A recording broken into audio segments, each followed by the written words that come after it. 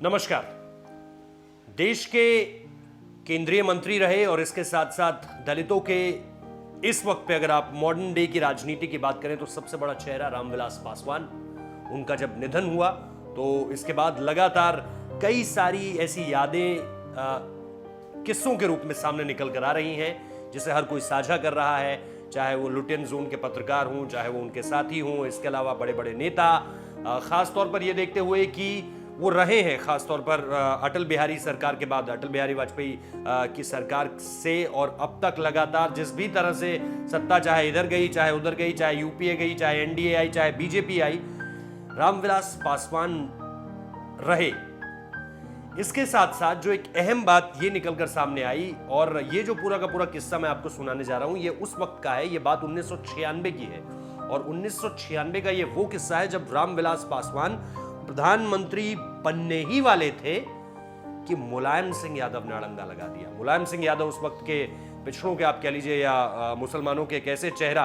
एक ऐसा नेता जिसने कहीं ना कहीं उस वक्त पर एचडी देवगौड़ा का नाम आगे बढ़ाकर, किसके कहने पर, अमर सिंह के कहने पर एचडी देवगौड़ा का नाम आगे बढ़ाकर पूरे के पूरे समीकरण बदल दिए थे। क्योंकि उस वक्त पे ज्योति बासु को लेकर वाम दलों में एक अलग तरह की जो थी वो राय कायम थी, और इसके अलावा एक नाम उस वक्त पे और था, और ये जो एक नाम था जिसका सबसे पहले नाम सामने निकल कर आया था, और ये तब की बात है जब वाजपेयी की 13 दिनों की सरकार गिर गई थी, अल्पमत में आ गई थी, और इसके बाद कांग्रेस के समर्थन से केंद्र ने जो है वो संयुक्त मोर्चे की सरकार बनाने की तैयारी शुरू कर दी थी। इस दौरान जो सबसे पहला नाम आया था वो विश्वनाथ प्रताप सिंह का आया था, जिन्होंने प्रधानमंत्री बनने से इनकार कर दिया। उसके बाद हमने आपको ज्योति बासु की बात बताई, जिसको लेकर के हर कोई तैयार नहीं नजर आ रहा था, और इसके बाद फिर नाम आया था रामविलास पासवान का। रामविलास पासवान को लेकर सहमति भी बनती नजर आ रही थी, क्योंकि रामविलास पासवान देखिए थे पिछड़ों के नेता, लेकिन कभी भी उन्होंने जो दूसरी जातियों को लेकर कभी भी ऐसी कोई बात नहीं कही जिससे समाज में कटुता फैले, जिससे समाज में ये बात सामने निकल कर आए कि यार ये सिर्फ अपनी जाति की बात करता है। निश्चित तौर पर वो अपनी जाति के नेता थे, लेकिन उन्होंने किसी और जाति के खिलाफ कभी भी अमर्यादित भाषा या कभी भी आपत्तिजनक शब्दों का प्रयोग नहीं किया।